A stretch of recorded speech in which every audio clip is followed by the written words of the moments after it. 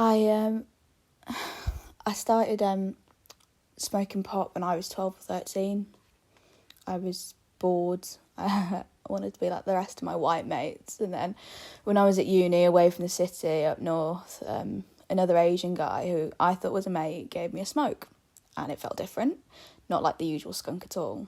I got much, much higher, and he kept on giving the smokes to me without charge. So when I rolled my own smokes, I didn't get the same reaction. And then I noticed I get flu-like symptoms when my mate didn't give me his, and I realised I was hooked on what he'd given me. When I look back on it, I realised I'd been tricked into taking the smoke laced with heroin. They knew what they were doing. They needed runners, and I was an easy target. First it was free, then once they knew I was hooked, they asked for money. I had no choice but to move in with him and started to sell, distribute, so I could feed my habit. He kept a watch on me and made sure I did as I was told, and that I made enough money for him.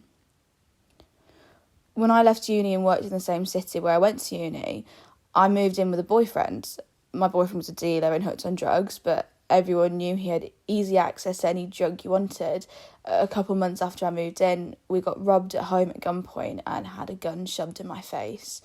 A rival Asian gang knew we had drugs, but when they smashed into our flat, they didn't realise he'd hidden it. He was willing to get shot, kidnapped or stabbed, but he wouldn't tell them where his stash was.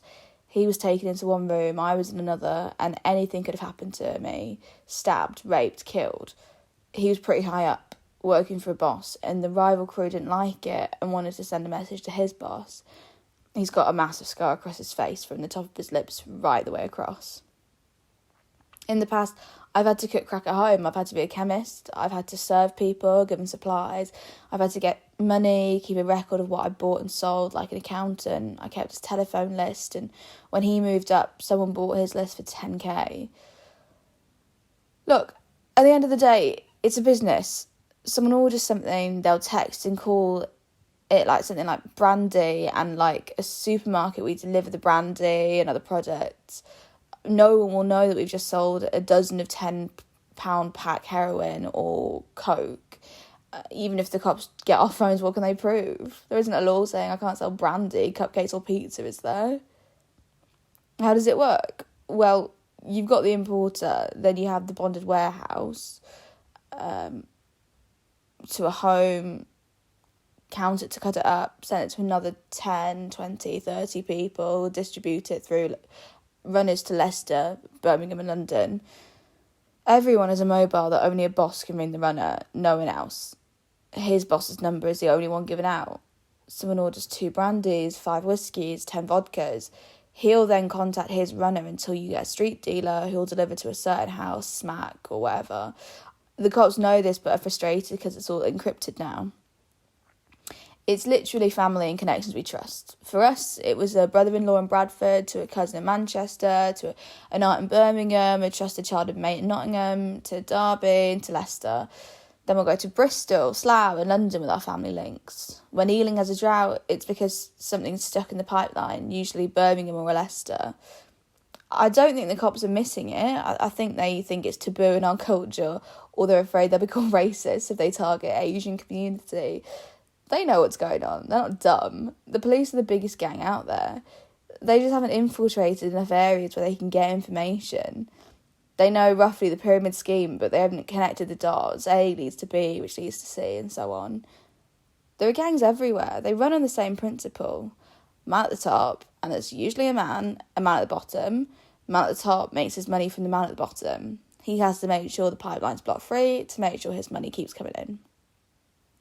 No one will ever guess the ideal. I'm respectable. I don't run around. I don't drive around. They come to me for appointments to buy their cues. It's been difficult with the lockdown and COVID, but I'm still earning. I've never been convicted, never been suspected, because I keep my mouth shut. I go for those who are employed on a regular income and want their fix, who I've known and who are not noticeable. The Mr. Bigs are even cleverer, right under the noses of the police. For those who are on the street or homeless, or they have to rob to get their fix, lockdown's been tough. For people who have jobs who are on furlough, well, they have to budget. 80% income means 20% cuts. on universal credit. They also have to budget. They all are. It's got a bit harder, so the figures for 2020 will go down. But you'll have those idiots who want the lifestyle, so they buy the flashy car, the clothes, the new house, and when the law turn up, they can't account for their sudden wealth. They'll put a target on their back. Look, I'm a dealer. On some estates, they'll hire kids on bikes, some as young as 7, because they know the police can't touch them. No one suspects a child on a bike. We don't do that. It's no longer any taboo. We don't do it, but there are some gangs who deliberately get women hooked on drugs because they want them to turn them into prostitutes to pay off their credit, or they want them to make more money. They have their own houses and they put them women in there as prostitutes. Some of them are 14, 15. These are Asian children. Asian people are doing it to their own. At one time, you'd never have an Asian guy sell Class A drugs to an Asian woman because she's supposed to be your sister. You'd be afraid in case their brother or dad found out. The name used to mean something. Now they don't give a crap about who your family are or who you're related to. They're walking with blades or they've got a gun stashed away somewhere. It's changed and it's a lucrative business.